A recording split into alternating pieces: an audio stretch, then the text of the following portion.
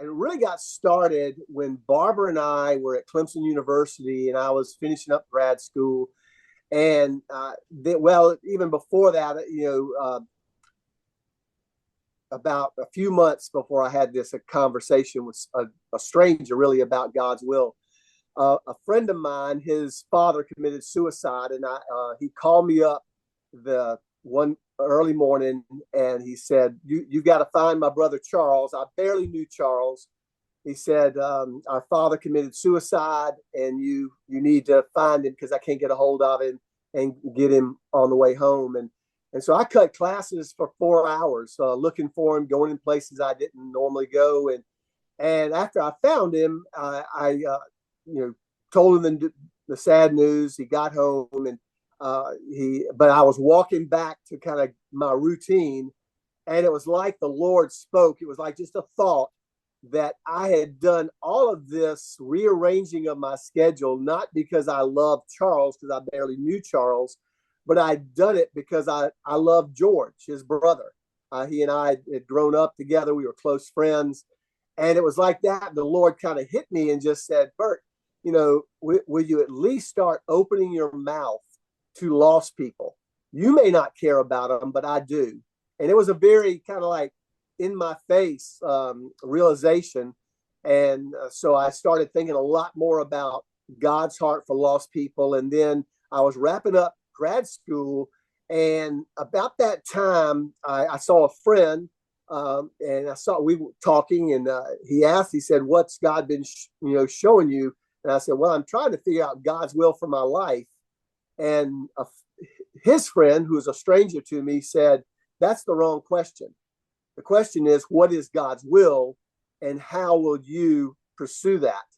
And I'd never really thought about that. I always been taught, what is God's will for your life? Look for, but to think about what is God's will, what does God want, and how am I going to be pursuing that? And so with that in mind, I began to look at Matthew 28 and Acts 1:8 and John 20:21 and just all those verses that talk about God having the lost in his heart, and not just the lost around you, but the lost on the nations. And so the real question came, who am I going to team up with to pursue God's desire for all people to hear about it? And so I started kind of stumbling. I kind of grew up not really in a church background, but when I was in college, I connected with a church that kept talking about the Great Commission, even releasing you to be baptizing those who you saw saved, and even doing communion in your home. It was kind of revolutionary for me because I thought, well, the pastor needs to baptize, or a deacon or a deaconess. But the thought of, no, you're responsible, and to help them start obeying right away. And so we moved up from Clemson up to North Carolina, because again, the pastors at the time, Steve and Rogers, they said, we can't reach the world by staying in Clemson. So we've got to start sending people out. And so a friend of mine moved to North Carolina, and he and his wife were moving for a job. And I thought, well, my job's flexible. I just have my own business. So I moved, and we just started from scratch. We entered Chapel Hill, University of Chapel Hill, North Carolina, Chapel Hill, and began to just do a lot of sharing the gospel to find people who wanted to meet back with us. But we didn't know a lot about reproducing quickly disciples, and we would just gather them. And then we started a church, and there was more community and attraction based, and just how many people can we get to our Sunday morning, and then from there try to get them in what we called home groups at the time. And we were kind of just, again, poking along, but then we were in the community, and we didn't see this idea of making disciples who made disciples of the nations. And so I thought, hey, let's move back on campus. By that time we were in the Raleigh-Cary area. So we moved to reposition ourselves to start meeting where we were going to have we thought the most impact, and that was college. That was NC State University. And to be able to, you were going to have internationals, you're going to have the next generation leaders. And so we were seeing fruit, we were seeing reproduction, but not nearly as, what we saw like in Acts. And then about 15 years ago, a friend of mine said, "Hey, I'm going to this conference. Will you come?" He's talking about reproducing disciples in a simple and biblical way and doing it quickly.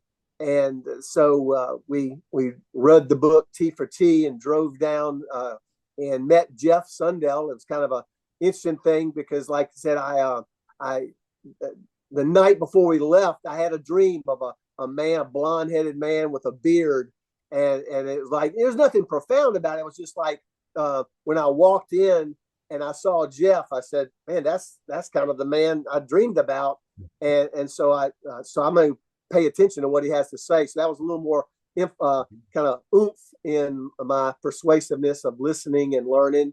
And that's when we first were introduced to more than what was called the 4 Fields, 5 Parts. And so we drove back, and we, in our van of leaders, we said we need to quit calling ourselves leaders and call ourselves trainers, because if we are to teach people to obey, you've got to start training. You just, like a parent, you just don't tell a child to do something. Well, you can, but you get pretty frustrated, but you got to train. And so we came back with the thought that all of our leaders were now going to be training. And so we started meeting every Thursday morning to learn these skills and to practice, be accountable. And so we started seeing reproduction and, fruitfulness that way. And I think of Zach Shepard.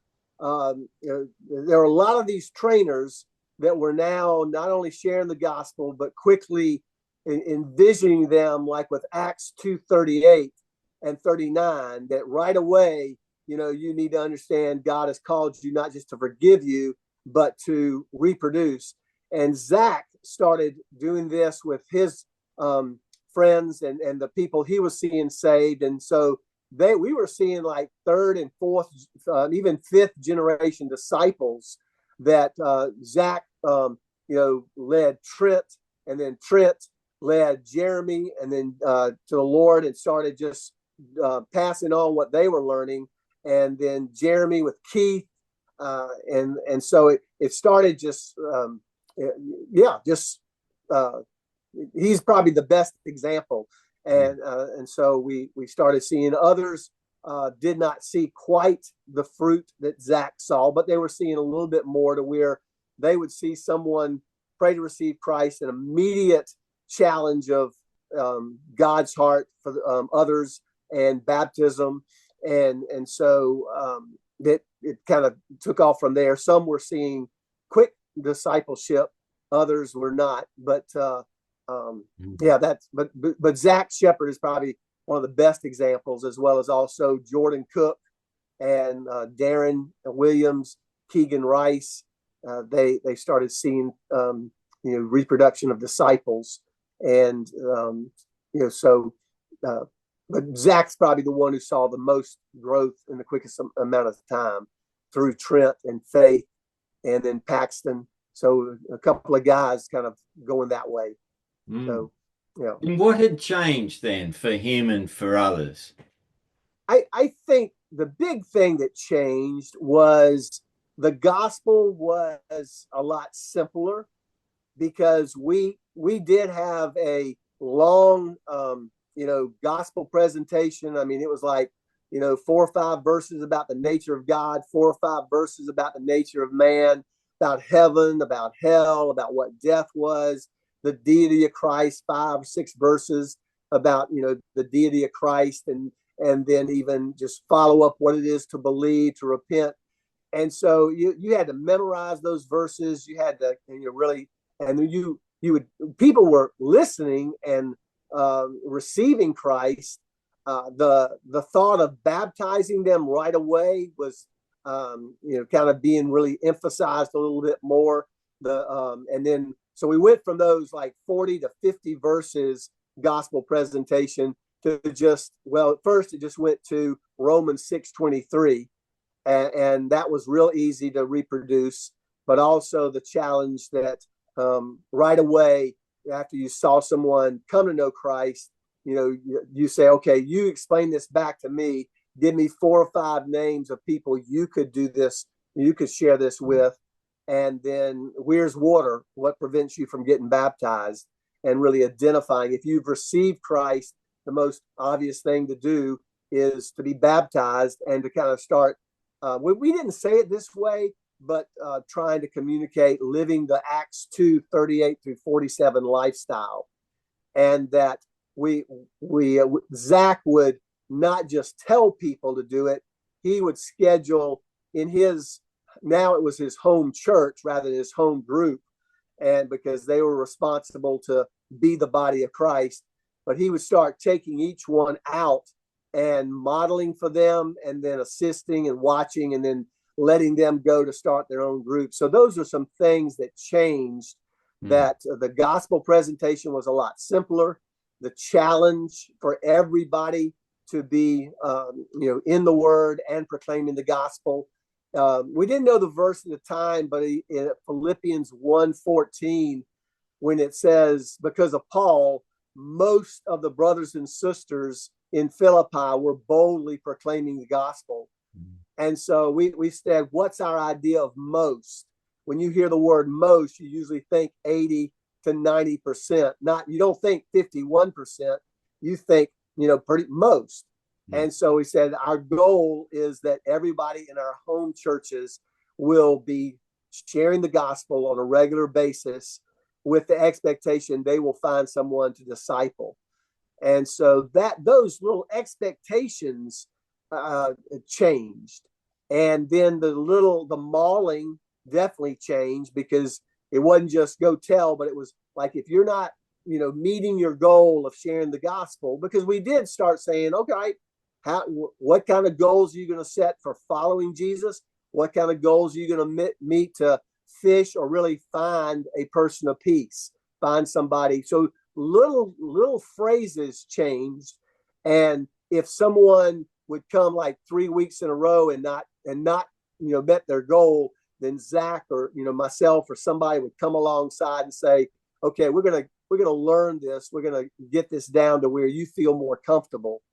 And so that was more the discipleship aspect changed, because up until then, discipleship was more, hey, let's grab coffee together. Let's find out how you're doing. Any sin struggles. Are you even trying to share the gospel?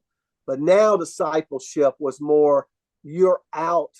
You might still grab coffee together, but you're also out and in the harvest together. That was we leveled up our idea of discipleship. Well, we definitely saw a lot more people pray to receive Christ. We even saw more baptisms.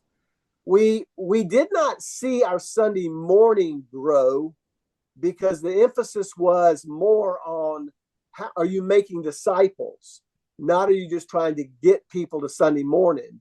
Even though we'd see our Sunday morning breathe, like, sometimes we would pop up to around 200 and then it'd shrink. But we were seeing areas of campus and even areas of the community start having pockets of gatherings. And we would call them church starts. They would call them small groups. And it took a while. The nomenclature would change a little bit.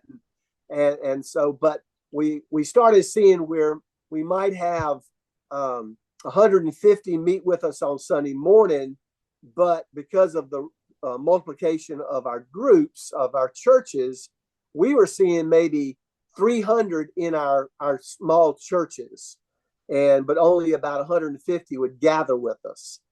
And to be honest, some people didn't like that. They thought they thought we were going down the wrong path, and they got upset with us and they left.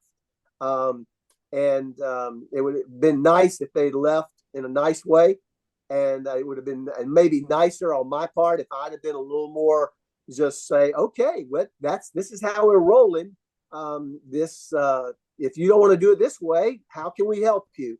But I was a little more immature and a little more arrogant, and so it got hard, and some people left with some bad feelings.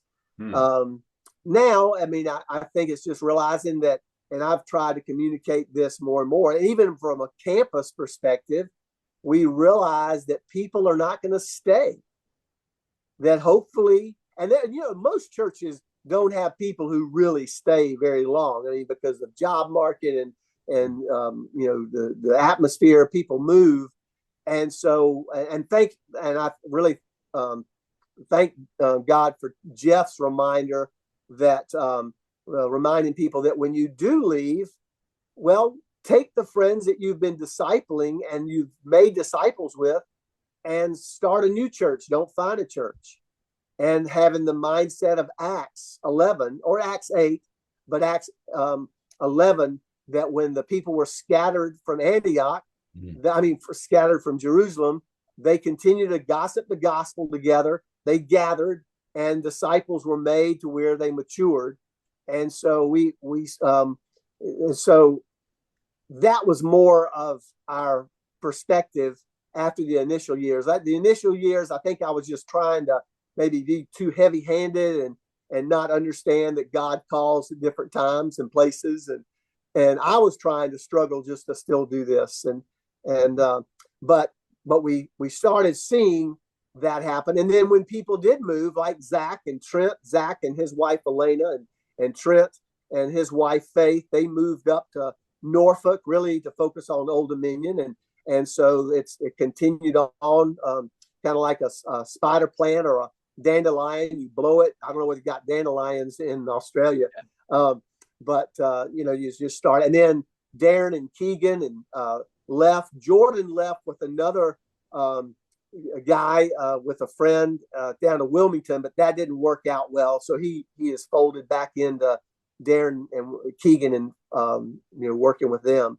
So we started seeing it not just here, but then when people started moving, it started going, and even we started seeing people lead off and go from there.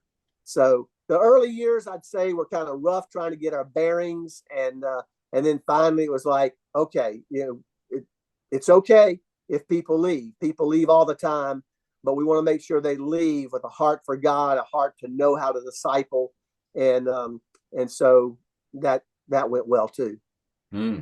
So does that mean the local work there in Raleigh, sort of because people are continually turning over, that it stayed about the same size, or what's that been like locally?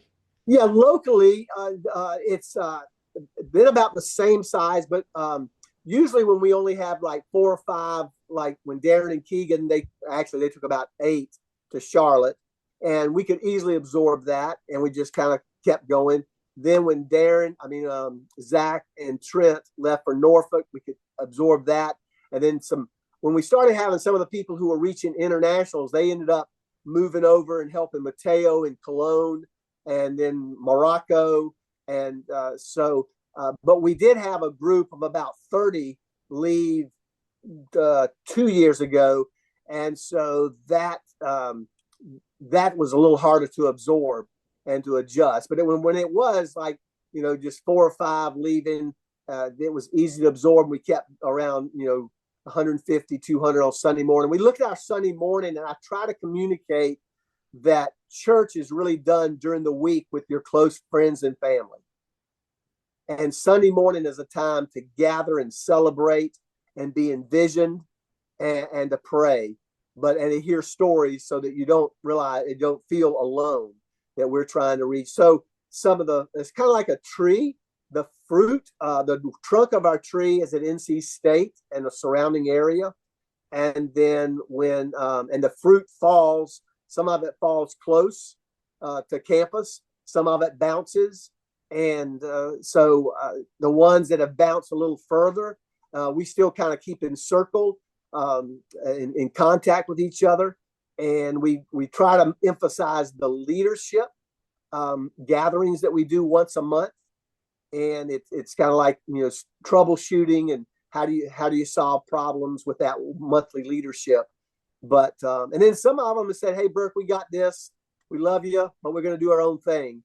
And so, I am highly relational. So I I kind of hurt a little bit for that because I like to keep in touch, but that's they know where to find me, and so that's been good too. The And so so you gather the leaders locally, but what's developed in terms of now a wider network that you've got as people rise up and get sent out? yeah, and that's been really fun because I just got back from Florida, and I went in Tallahassee and Gainesville and Jacksonville and then in Athens, Georgia, and so being able to keep in touch with people who like-minded and like kindred spirit about, yeah, let's make disciples who make disciples who make disciples until all have heard, until no place left. And so we also do this thing, we call it Link, called Laborers Impacting Nations for Christ. And we started that with the thought of Paul and Silas and Timothy went into Thessalonica, and within about 4 weeks, they left and they saw the church, that young church, be an example to the other churches and even impact Macedonia and Achaia, and the gospel had rung out. And so we said, let's go into new areas and let's see what God might do if we kind of go in there, learn what it is to be a disciple, make disciples, and then kind of keep in touch with the people who continue on. And in fact, Ray Vaughn and Sarah Betty, they were part of the first Link in Columbia, South Carolina, and then we continue to do it. And from that's been exciting because people from Miami came to that for and they were at FIU, and so they went back down to Miami and FIU and started, and the leaders are really sharp, but one of them's in law school, so his time is being taken away, but he's still being focused, and they're seeing some good things happen in Miami at FIU with reproduction. Then we also did the Link over in Omaha, Nebraska, and Jim Weebelhouse and Matt O'Malley are working with what's called a legacy church, but the church understands that of all of Omaha, they're not going to come, and so they have released Jim and Matt to work with us to continue coaching, and they're seeing some good reproduction of third generation. They've really seen, and they've even gone into Colorado, Greeley, Fort Collins, Texas, Mexico, and so it's been going that way. And then there are people who have left or graduated from NC State in Greensboro, and they're reproducing there, and even Clemson, South Carolina, and like I said, we're looking at Athens, Georgia this summer to really establish some and really help some laborers down there, Rich and Mary Catherine Saplita. And so they're working with a legacy church, but the pastor says anything you can do to help my people start their own churches would be great. And so it's been really neat. So it's when people graduate, we kind of do the dandelion blow. It kind of goes real well. And so and even people have, like I said, they've moved overseas, and so that's been interesting too, to keep up with them. So and well, one of the great missionary movements about, I don't know, 140 years ago, it began on the campuses on the US side and UK. Yeah. Tens of thousands were mobilized. So it's a great heritage. Yeah. I mean, I got bit with the mantra, change the campus, change the world. Years ago. It just made so much sense. And maybe I think, man, I'm too old to learn a new language, but I can go to campus, reach someone from China, and then they can go back to China. And that's happening. That's happening with this, so yeah. And it's just like when Gaddafi was overthrown in Libya, the person who initially took over was a graduate from NC State. Wow. Now I don't know whether he was where he was spiritually, but again, yeah, change the campus, change the world. They're the future leaders of our families, of our businesses, of our government, of our churches. And it's like, you know, man, I remember years ago seeing an MTV promotion that talked about, you know, by the time a kid was 14, they would be all into MTV. And I remember seeing that and said, that, yeah, we got to fight for the youth. And and again, I'm not looking to be the big campus movement here at NC State. I'm looking for 2 to 4 who want more. And if I can find 2 or 4 who want more, and they can find a few more like this guy, God just, in some ways, just, even though people leave when they graduate, this new guy, Bryson, he just kind of fell into my lap and he said, I know God wants me making disciples. I don't know how to do it. And so he started tagging along. And before I knew it, not only had he started leading people to Christ, he has started his own church, and he's been able to pinpoint somebody in that church to start another group. And this is going to be great because he's a senior. He's heading to dental school. And he and I just, our last conversation was kind of like the 2 Corinthians 10, 13 through 16 about learning how to, in your sphere, your limited sphere, you can influence somebody to where you can influence an area that you've never been in. And so he loved that. I love that because, again, I don't have to go to China. I can influence enough Chinese here and they catch it and they go on. And so, like I said, I'm still trying to learn English. So that's my